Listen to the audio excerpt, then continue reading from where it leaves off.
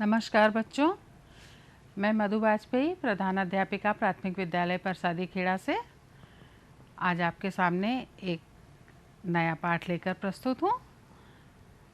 तो आइए देखते हैं आज हम क्या पढ़ेंगे। चंदा मामा आ जाना, साथ मुझे कल ले जाना, कल से मेरी छुट्टी है, ना आए तो कुट्टी है। चंदा मामा खाते लड्डू आसमान की थाली में, लेकिन पीते हैं वे आकर पानी मेरी प्याली में। थपकी दे दे कर जब अम्मा मुझे सुलाती रात में, सो जाता चंदा मामा से करता करता बात मैं। ये कविता प्रसिद्ध कवि द्वारिका प्रसाद माहेश्वरी जी ने लिखी है। इस कविता में बच्चों जो छोटा बच्चा है वो किसको बुला रहा है? सही उत्तर है, चंदा मामा को बुला रहा है। बच्चा किससे बातें करते करते सो जाता है? चंदा मामा से बातें करते करते सो जाता है। अच्छा बच्चों, आप लोगों ने कभी चंदा मामा को बात करते सुना है? नहीं ना? नहीं सुना? ठीक है, आइए हम अपनी पाठ्य पुस्तक कलरव से पाठ 12 चांद का कुर्ता नामक कविता पढ़ते हैं और देखते हैं कि चांद उनकी माँ से क्या बात कर रहे हैं। इस प्यारी सी कविता के रचयिता राष्ट्र कवि श्री रामधारी सिंह दिनकर जी हैं। आइए जानते हैं हम दिनकर जी के विषय में थोड़ा सा समझते हैं।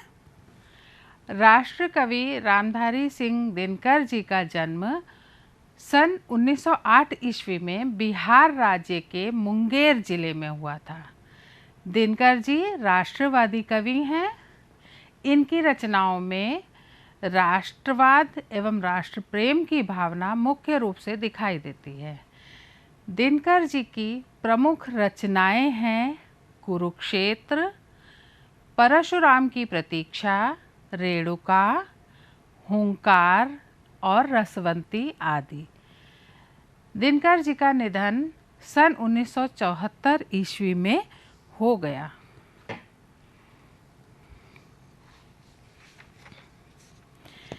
हट कर बैठा चांद एक दिन माता से यह बोला, सिलवा दो माँ मुझे ऊन का मोटा एक झिंगोला।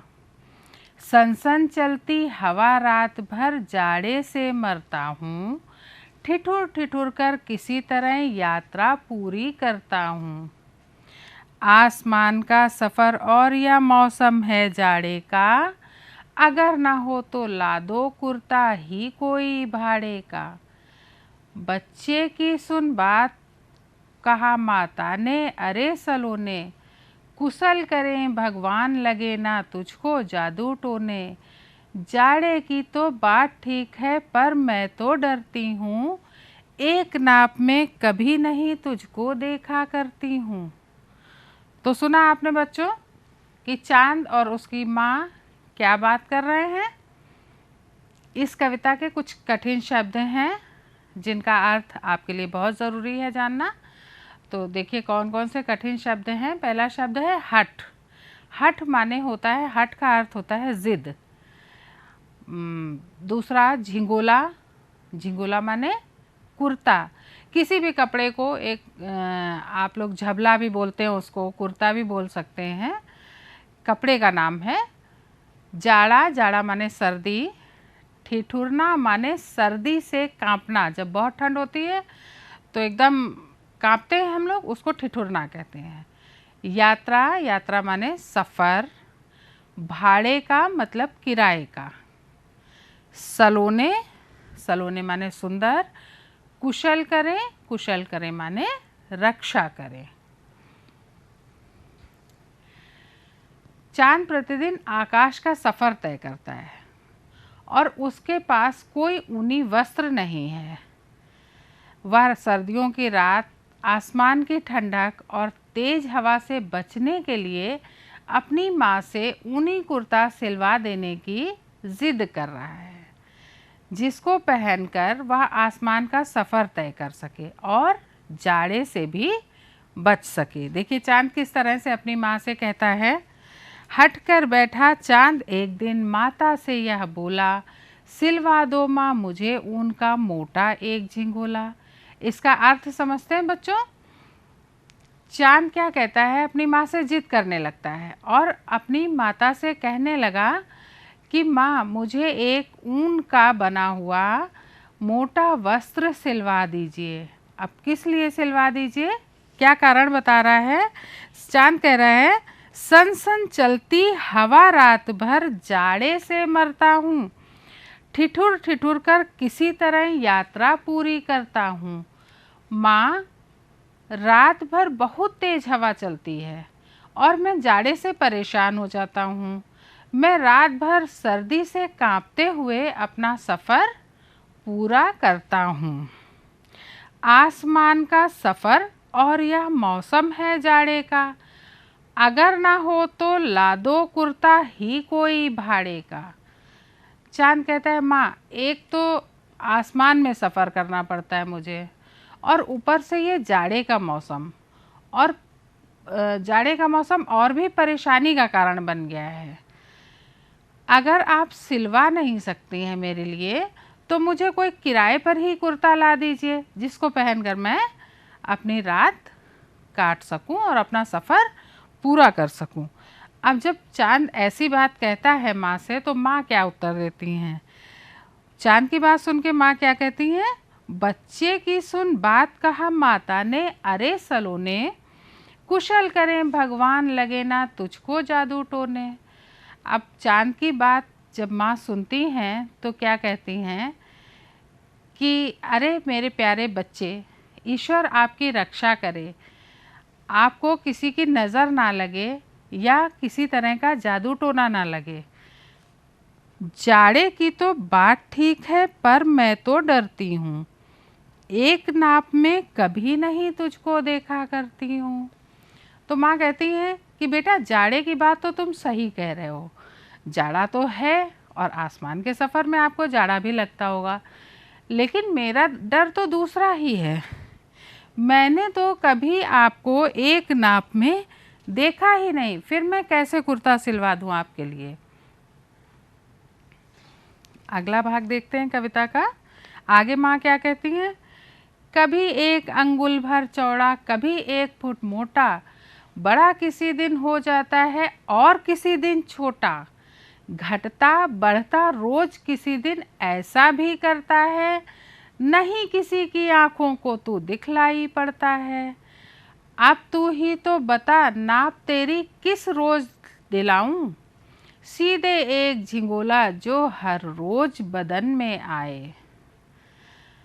तो माँ क्या कहती हैं बच्चे से? ये देखिए, इसके कठिन शब्द देख लीजिए। अंगुल, अंगुल माने एक उंगली के बराबर, उंगली का एक ये जो पोर होता है आपका, इसको अंगुल बोलते हैं, या एक उंगली के बराबर मोटाई, इस हिस्से को अंगुल बोलते हैं। बदन कहते हैं शरीर को, बदन माने शरीर। अब इसका भावार्थ देखते हैं, माँ क्या कह रही हैं बच्चे से। कभी 1 अंगुल भर चौड़ा, कभी 1 फुट मोटा, बड़ा किसी दिन हो जाता है और किसी दिन छोटा।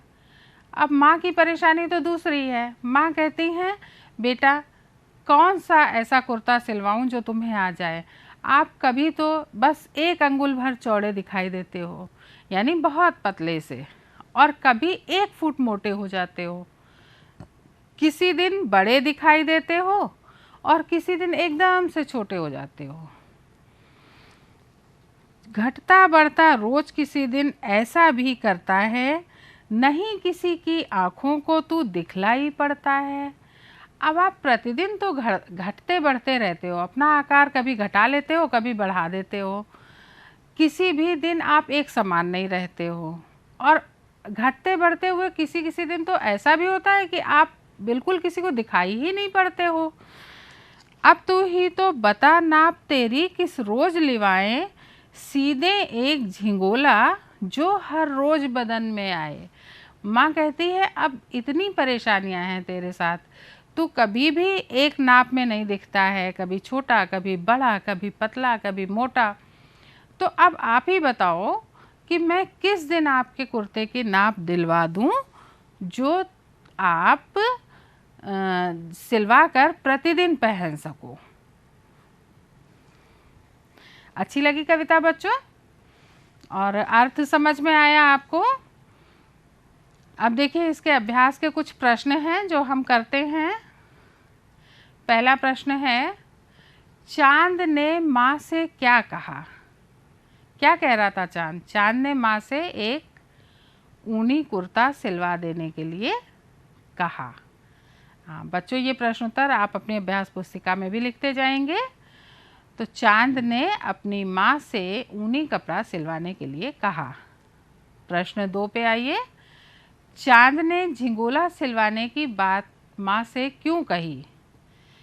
उत्तर है क्योंकि सर्दी का मौसम, ठंडी हवा और आसमान के सफ़र में चांद जाड़े के कारण कांपता रहता था, इसलिए उसने माँ से झिंगोला सिलवाने की बात कही। प्रश्न 3 है बच्चों, चांद कब बड़ा दिखाई देता है? बच्चों प्रतिदिन आप अगर आसमान में देखो, आप जब भी रात में आसमान की तरफ देखते होंगे, आपको कभी भी चांद का आकार एक जैसा नहीं दिखाई देता है ना? सही बात, एक जैसा कभी नहीं रहता है। तो वो कौन सा दिन होता है जिस दिन चांद सबसे बड़ा, गोल और सुंदर दिखाई देता है? वो तिथि होती है बच्चों, इसका उत्तर है पूर्णमासी की तिथि को। जिस दिन चंद्रमास का महीना पूरा होता है, पूर्णमासी की तिथि होती है, उस दिन चांद सबसे बड़ा दिखाई देता है। और अगला प्रश्न है, चांद कब नहीं दिखाई देता? कौन सा ऐसा दिन होता है जिस दिन चांद नहीं दिखाई देता? उस तिथि को क्या कहते हैं बच्चों? उत्तर है अमावस्या की तिथि को। अमावस्या की तिथि जो होती है उस दिन चांद बिल्कुल दिखाई नहीं देता है। अब आइए नीचे दूसरे प्रश्न पे, अगले प्रश्न पे, नीचे लिखी पंक्तियों को पूरा करिए। का है सनसन चलती, उसके बाद खाली जगह है आपके लिए, रिक्त स्थान है, और फिर है मरता हूँ। इस लाइन को आप पूरा करेंगे। सनसन चलती हवा रात भर जाड़े से मरता हूँ। ठीक है, बीच में आप भरेंगे हवा रात भर जाड़े से, तब ये पंक्ति आपकी पूरी होगी। सनसन चलती हवा रात भर जाड़े से मरता हूँ। खा है बच्चे की सुन, उसके बाद रिक्त स्थान है सलोने, इसको पूरा करेंगे। बच्चे की सुन बात कहा माता ने अरे सलोने, तो इसमें क्या भरेंगे? बच्चे की सुन के बाद जो लाइन है आपकी, कहा सुन, फिर बात, कहा माता ने अरे, फिर सलोने। ठीक है, इस तरह से ये एक्सरसाइज करेंगे आप। अब भाषा के अभ्यास पे आइए। इसमें भाषा के कौन कौन से शब्द नए सीखे आपने और उनके विषय में थोड़ी और जानकारी बढ़ाइए अपनी। पहला प्रश्न है, नीचे दिए गए शब्दों के समान अर्थ वाले, यानी जिनको कहते हैं समानार्थी, जो समान अर्थ वाले दो शब्द होते हैं उनको समानार्थी शब्द कहते हैं। शब्दों को मिलाइए। तो आपके सामने दिए हुए हैं, सामने सामने लिखे हुए हैं समानार्थी शब्द।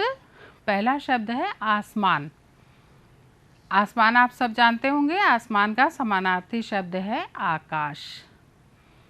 हठ, हठ का समानार्थी है जिद। बोलते हैं ना आप, कभी मम्मी बोलती होंगी कि बहुत हठ कर रहे हो और किसी चीज़ की जिद करते हो, तो मम्मी कहती है इतनी हठ अच्छी बात नहीं है। तो हठ और जिद एक ही शब्द है, एक ही शब्द के दो शब्द हैं, मतलब इनका अर्थ एक ही है, हठ और जिद का। अगला शब्द है आपका भाड़ा। भाड़ा का समानार्थी शब्द होता है किराया। आप भाड़ा कहेंगे तो भी वही अर्थ निकलता है और किराया बोलेंगे तो भी वही अर्थ निकलता है। बदन, बदन का समानार्थी शब्द है शरीर, और सफ़र का समानार्थी शब्द है यात्रा। तो बच्चों ये सब आप अपनी अभ्यास पुस्तिका में अवश्य लिखेंगे। अगला प्रश्न है, नीचे दिए गए शब्दों के विलोम शब्द लिखिए। पहला शब्द है मोटा, मोटा का विलोम पतला। आप लोगों ने विलोम शब्द पहले भी पढ़े हैं बच्चों, कई पाठों में आप विलोम शब्द पढ़ चुके हैं और विलोम का अर्थ आपको पता होगा उल्टा। तो मोटा का पतला, जाड़ा का विलोम गर्मी, चौड़ा का संकरा, मोटा का पतला, बड़ा का विलोम छोटा और घटता का विलोम बढ़ता। ठीक है, अब आइए देखते हैं इस कविता में और क्या है जो हमने सीखा है इस कविता के माध्यम से। बच्चों, आपके सामने ये एक चित्र है। ये चित्र पूरे चंद्रमास का है और इस चित्र में चंद्रमा की जो स्थिति दर्शाई गई है आपको, उसको चंद्रमा की कलाएं भी कहते हैं। ठीक है, चंद्रमा की कलाएं कैसी होती हैं? देखिए, ये है आपका पूर्णिमा का चांद, जिस दिन पूरा चंद्रमा दिखाई देता है। देखिए, पूरा चंद्रमा आपको दिखाई दे रहा है। और पूर्णिमा हिंदी महीने या चंद्रमास का आखिरी दिन होता है, उस दिन पूरा महीना पूरा हो जाता है। और चंद्रमास की शुरुआत पूर्णिमा के अगले दिन से होती है, अगले चंद्रमास की। उसको कहते हैं प्रतिपदा, या घरों में हमारे उसको परेवा भी बोलते हैं, परेवा या परिवा, लेकिन सही शब्द होता है प्रतिपदा। और देखिए, उस दिन से चांद थोड़ा सा काला दिखने लगता है, थोड़ा हिस्सा उसका काला होता है, फिर ये काला हिस्सा बढ़ते बढ़ते इस तरह से प्रतिदिन थोड़ा बढ़ता है। देखिए, आपको दिखाई दे रहा होगा चित्र में। और ये अमावस्या के दिन पूरा काला हो जाता है, अर्थात हमें बिल्कुल नहीं दिखाई देता है। अभी हमने पढ़ाते हुए भी आपको प्रश्नोत्तर में भी बताया किस दिन चांद नहीं दिखाई देता है। अमावस्या के दिन चांद बिल्कुल नहीं दिखाई देता है। ठीक है, ये अमावस्या यानी आधा माह पूरा हो गया। प्रतिपदा से अमावस्या तक आपका आधा चंद्रमास पूरा होता है। और फिर इस पक्ष को कृष्ण पक्ष कहते हैं। महीने का ये जो पक्ष है जिसमें चांद घटता जाता है धीरे धीरे, इस पक्ष को कृष्ण पक्ष कहते हैं। और उसके बाद धीरे धीरे चांद बढ़ना शुरू हो जाता है और बढ़ते बढ़ते बढ़ते बढ़ते पूर्णिमा के दिन, जिस दिन पूरा मास पूरा होता है, उस दिन चांद पूरा दिखाई देता है। इस तरह से आप देखेंगे कि आधे महीने में इधर आधे महीने में इधर चंद्रमा की स्थितियां एक जैसी होती हैं। ठीक है, जैसे यहाँ पूर्णिमा के बाद पहले दिन इधर से आधा कटा हुआ चांद है और इधर पूर्णिमा के एक दिन पहले चतुर्दशी को इधर से कटा हुआ है। ये स्थिति बराबर बनी रहती, इसलिए चंद्रमा की कलाएं 16 होती हैं, लेकिन चंद्रमास 30 दिन का होता है। तो इस कविता के माध्यम से हमने सीखा कि चंद्रमा कभी एक आकार में हमें दिखाई नहीं देता। कृष्ण पक्ष की प्रतिपदा तिथि, जिसको परिवा कहते हैं, उससे चंद्रमा घटता हुआ दिखाई देता है और 15वें दिन अमावस्या को बिल्कुल नहीं दिखाई देता है।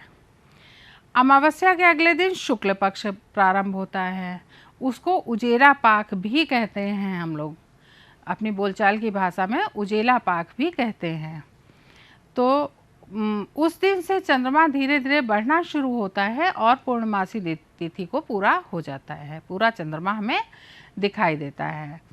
तो इस प्रकार चंद्रमा की घटने बढ़ने की इन क्रियाओं को ही चंद्रमा की कलाएं कहते हैं। और कृष्ण पक्ष की प्रतिपदा से प्रारंभ होकर शुक्ल पक्ष की पूर्णमासी को एक चंद्रमास पूरा हो जाता है। इसमें यह भी ध्यान रखने की बात है बच्चों कि सूर्य ग्रहण हमेशा अमावस्या को होता है। सूर्य ग्रहण और चंद्र ग्रहण भी आपने सुना होगा। जब मम्मी कहती हैं सूर्य ग्रहण पड़ रहा है, घर से बाहर नहीं निकलना है, बहुत सी अपने यहाँ मान्यताएं हैं और कुछ वैज्ञानिक कारण भी हैं जिनकी वजह से हम सूर्य ग्रहण और चंद्र ग्रहण के समय बाहर नहीं निकलते हैं। तो सूर्य ग्रहण हमेशा अमावस्या की तिथि पे पड़ता है और चंद्र ग्रहण हमेशा पूर्णमासी की तिथि को होता है। अब क्योंकि चंद्रमा का अपना प्रकाश नहीं होता है, इसलिए चंद्रमा हमेशा सूर्य के प्रकाश से चमकता है। ठीक है, और चंद्रमा पृथ्वी का उपग्रह है। पृथ्वी के चारों ओर चक्कर लगाता है और अपनी धुरी पर भी चंद्रमा चक्कर लगाता है। और इन्हीं स्थितियों की वजह से चंद्रमा के जिस हिस्से पर सूर्य का प्रकाश पड़ता है उतना भाग हमें चमकता हुआ दिखाई देता है और शेष भाग अंधेरा होने के कारण हमें दिखाई नहीं देता, और इसको हम चंद्रमा की कलाएं कहते हैं।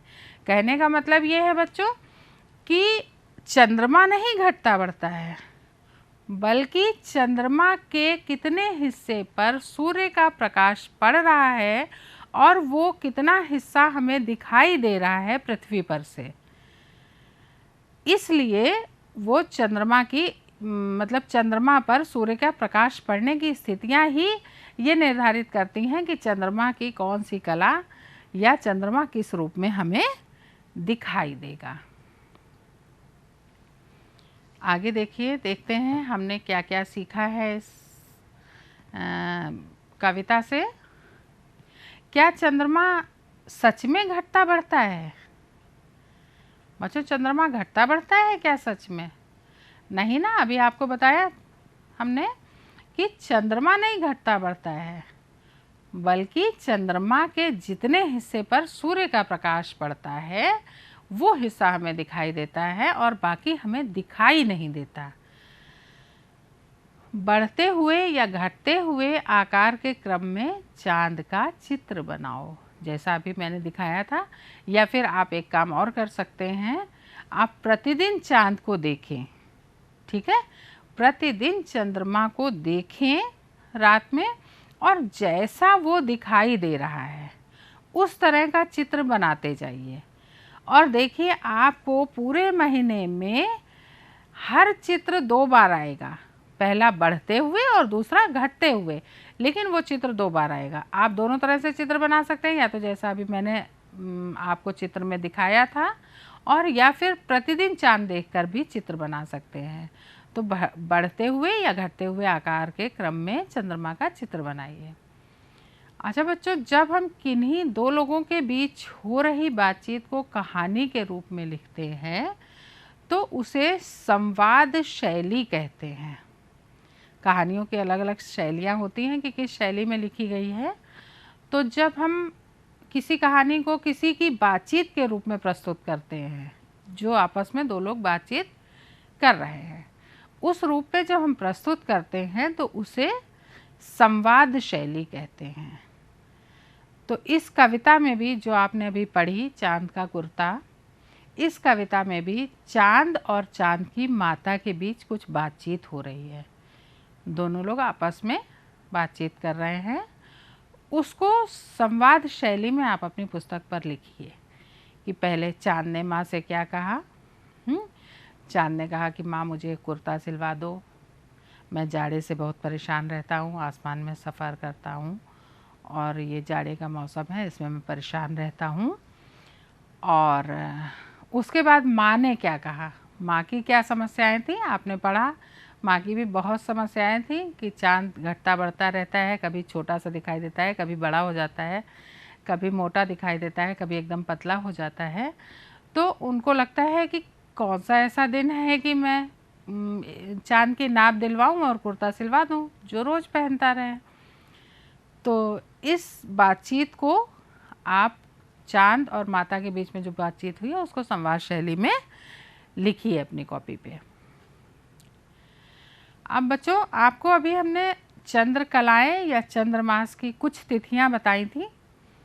चंद्रमास की जो तिथियां होती हैं, पूर्णमासी, प्रतिपदा, उसके बाद होती है द्वितीया, तृतीया, चतुर्थी, पंचमी, षष्ठी, सप्तमी, अष्टमी, नवमी, दशमी, एकादशी, द्वादशी, त्रयोदशी और चतुर्दशी, और उसके बाद अमावस्या। अमावस्या के बाद पुनः वही तिथियां प्रारंभ होती हैं। सिर्फ फ़र्क इतना होता है, पहले कृष्ण पक्ष की तिथियां चल रही थी, अब शुक्ल पक्ष की वही तिथियां चलेंगी।